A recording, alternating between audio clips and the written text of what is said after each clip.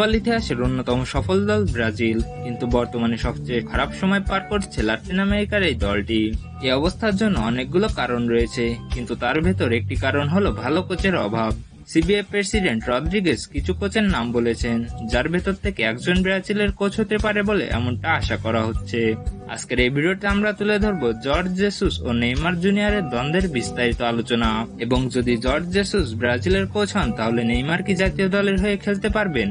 এই সবকিছু জানতে পুরো ভিডিওটি শেষ পর্যন্ত দেখুন। আপনি ব্রাজিলের পরবর্তী কোচ হিসেবে কাকে দেখতে চান অবশ্যই কমেন্টে জানিয়ে দিন। তাহলে চলুন ভিডিওটি শুরু করা যাক। প্রথমে আমরা জানবো জর্জ জেসুস ও নেইমারের দ্বন্দ্বের বিস্তারিত তথ্য। 1. পাবলিক ক্রিটিসিজম এবং মন্তব্যের দ্বন্দ্ব। জর্জ জেসুস ও নেইমারের দ্বন্দ্ব শুরু হয় সৌদি লিগে নেইমারের পারফরমেন্স নিয়ে জেসুসের সমালোচনা থেকে। মূলত 2023 সালে আল হিলালে যোগ দেওয়ার পর জর্জ জেসুস নেইমারের ফিটনেস ও পারফরমেন্স নিয়ে সরাসরি সমালোচনা করেন।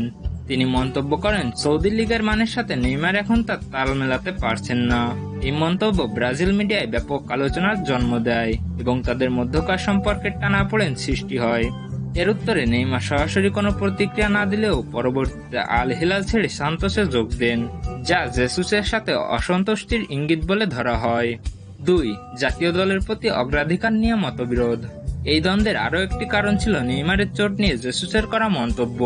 2023 সালের অক্টোবরে নেইমার গুরুতর চোট নিয়ে আল হিলালে ফিরলেও ব্রাজিলের হয়ে বিশ্বকাপ বাছাই পর্ব খেলার সিদ্ধান্ত নেন। জেসুস এই সিদ্ধান্তের তীব্র বিরোধিতা করেন এবং প্রকাশ্যে বলেন নেইমার তখন ফিট ছিলেন না, যা তার পুনর্বাসন প্রক্রিয়াকে ক্ষতিগ্রস্ত করেছে। এই ঘটনা আল হিলালের ম্যানেজমেন্টের সাথেও জেসুসের সম্পর্কের ফাটল ধরে এবং নেইমার পরবর্তীতে মাঠে দুর্বল পারফরমেন্স দেখান। 3. ট্যাকটিক্যাল অমিল কোচিং স্টাইল।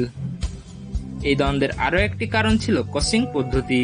জর্জ জেসুস একজন আক্রমণাত্মক ফুটবল প্রবক্তা, যিনি high press, positioning based game এবং ডাইনামিক উইং প্লেকে প্রাধান্য দেন।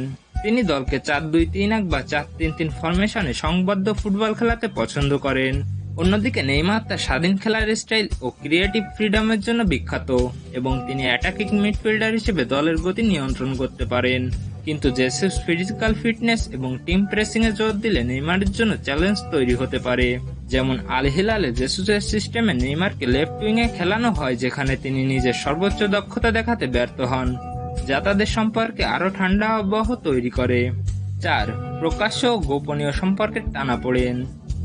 ব্রাজিলিয়ান মিডিয়া গ্লোবো এবং ইউওএল এর প্রতিবেদন অনুযায়ী জেসুস ও নেইমারের মধ্যে সরাসরি কোনো কথোপকথন নেই এবং সম্পর্কটি শুধুমাত্র পেশাদারিত্বের মধ্যে সীমাবদ্ধ। যদিও জেসুস সম্প্রতি দাবি করেছেন নেইমারের সাথে তার কোনো ব্যক্তিগত সমস্যা নেই, তবে তিনি এও যোগ করেছেন কোনো দল একজন খেলোয়াড়ের উপর পুরোপুরি নির্ভরশীল হতে পারে না। এই মন্তব্যে নেইমারের প্রতি তার রক্ষণশীল মনোভাব ফুটে উঠেছে। এই ছিল জেসুস ও নেইমারের দ্বন্দ্বের মূল কারণ। এখন কিছু রিউমার অনুযায়ী জেসুস ব্রাজিলের কোচ হতে পারেন, কিন্তু এখন প্রশ্ন হলো জর্জ জেসুস ব্রাজিলের কোচ হলে কি নেইমার দল থেকে বাদ পড়বেন, আর ব্রাজিলের ভবিষ্যতে বা কি হবে? চলুন প্রশ্নগুলোর উত্তর খোঁজার চেষ্টা করি। সবার প্রথমে আমাদের জানতে হবে ব্রাজিলের পরবর্তী কোচ কে হবেন। সিবিএ প্রেসিডেন্ট রদ্রিগেজ অনেকগুলো বড় বড় কোচদের নাম রেখেছেন, আর আশা করা হচ্ছে এই নামগুলোর মধ্যে কেউ একজন ব্রাজিলের কোচ হবেন। তাদের মধ্যে মূল দুটি নাম হলো কার্লো আনচেলত্তি ও জর্জ জেসুস। যেহেতু কার্লোর নাম প্রথমেই, তাই আমরা আগে আলোচনা করব তার ব্রাজিলের কোচ হওয়ার সম্ভাবনা কতটুকু। সম্প্রতি রিয়াল মাদ্রিদ খুব খারাপ সময় পার করছে। যদি রিয়াল মাদ্রিদ বড় কোনো ট্রফি অর্জন করতে না পারে তাহলে কার্লো আনচেলত্তিকে বাদ দেওয়া হবে, এটা এক প্রকার নিশ্চিত। কিন্তু কিছু রিউমার অনুযায়ী সেকেন্ড লেগে আর্সেনালকে হারাতে না পারলেও তিনি বাদ যেতে পারেন। আবার কিছু সূত্র মতে রিয়াল মাদ্রিদ নতুন কোচের খোঁজ করছেন। সুতরাং সবকিছু ঠিক থাকলে কার্লো আনচেলত্তি ব্রাজিলের কোচ হতে পারেন। কিন্তু আমাদের আজকের টপিক জর্জ জেসুস ব্রাজিলের কোচ হলে কি হবে। এখন আমরা দেখব জেসুসের ব্রাজিলের কোচ হওয়ার সম্ভাবনা কতটুকু। সিবিএ প্রেসিডেন্ট রদ্রিগেজ যে নামগুলো বলেছেন তার ভিতর জেসুস 2 নম্বরে, তাই জেসুস ব্রাজিলের কোচ হওয়ার দৌড়ে খুব ভালো একটা অবস্থানে রয়েছেন।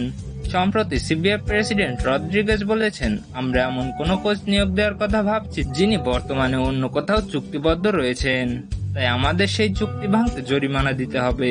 দীর্ঘমেয়াদী পরিকল্পনার কথা ভেবে আমরা সেই জরিমানা দিতে প্রস্তুত। ব্রাজিলের কিছু সাবেক ফুটবল তারকার মতে ব্রাজিল যদি বিশ্বকাপ জেতে তাহলে তা নেইমারের হাত ধরেই আসবে। যারা ব্রাজিলের সাপোর্টার তারা সকলেই জানেন নেইমার ছাড়া ব্রাজিলের বর্তমান অবস্থা কেমন। সুতরাং নেইমার যে ব্রাজিলের মূল ভরসা তাতে কোনো সন্দেহ নেই। এখন ধরে নেওয়া যাক জেসুস ব্রাজিলের পরবর্তী কোচ হচ্ছেন, তাহলে নেইমারকে দলে রাখা নিয়ে যে তার উপর চাপ সৃষ্টি হবে তার বলার অপেক্ষা রাখে না। জেসুস ইতোমধ্যেই ব্রাজিল মিডিয়াকে জানিয়েছেন নতুন খেলোয়াড়দের সুযোগ দেওয়া জরুরি, যা নেইমারের স্থান অনিশ্চিত করে তুলতে পারে। ব্রাজিলের ইতিহাসে স্কলারি, জাগালোর মতো কোচরা বিতর্কিত সিদ্ধান্ত নিয়েও সাফল্য পেয়েছেন। জেসুসের ক্ষেত্রেও একই পথ অনুসরণ করা সম্ভব, বিশেষ করে 2026 বিশ্বকাপের প্রস্তুতিতে। যেহেতু বিশ্বকাপ আসন্ন, হাতে তেমন সময়ও নেই, তাই সিবিএফ চাইবে ভালো কোনো কোচ আনতে। কিন্তু যদি জর্জ জেসুসকে ব্রাজিলের কোচ করা হয় তাহলে সিবিএফকে অবশ্যই জেসুস ও নেইমারের এই দ্বন্দ্ব মেটাতে হবে।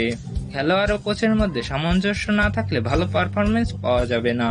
এসব কিছু মাথায় রেখে যদি সিবিএফ কোচ সিলেক্ট করে তাহলে ব্রাজিলের কাছ থেকে ভালো পারফরমেন্স আশা করা যাবে, কিন্তু সেখানেও কিছু সীমাবদ্ধতা আছে, যেমন কোচের প্লেয়িং স্টাইল, তার অর্জন, ব্রাজিল দলের সাথে মানিয়ে নেওয়া ইত্যাদি।